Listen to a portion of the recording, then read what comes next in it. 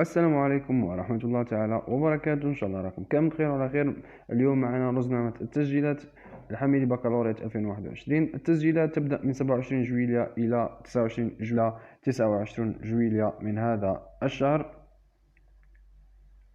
لدينا كذلك مرحلة التسجيلات الأولية عبر الخط التي تستمر من 30 إلى 31 جويلية. عندنا معالجة الرغبات من 1 أوت إلى 8 أوت.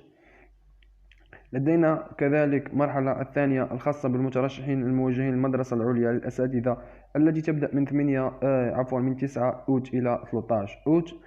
لدينا كذلك المرحلة الثانية المخصصة للمترشحين الذين لم يحصلوا على اختياراتهم، تنطلق العملية من 9 أوت إلى 13 أوت. لدينا كذلك ومعالجة الطلبات التي تبدأ من 13 إلى من 1 إلى فتح البوابة المخصصة للإيواء من 9 إلى 16 أوت من هذه السنة. لدينا كذلك مرحلة التسجيلات النهائية عبر الخط التي تبدأ من 4 إلى 9 سبتمبر. لدينا كذلك المرحلة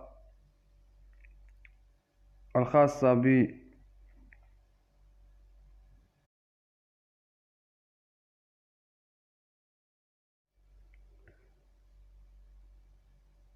المرحلة الرابعة الخاصة بمراجعة الحالات الخاصة من طرف المؤسسة التعليم العالي بواسطة أرضية بروغرس، تبدأ من 11 إلى 19 سبتمبر.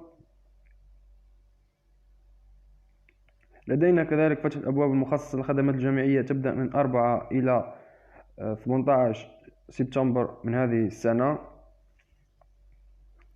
وفي الأخير أشكركم على مشاهدة الفيديو. لا تنسى دعمي لكي أستمر في النشر دائما، وبارك الله فيكم.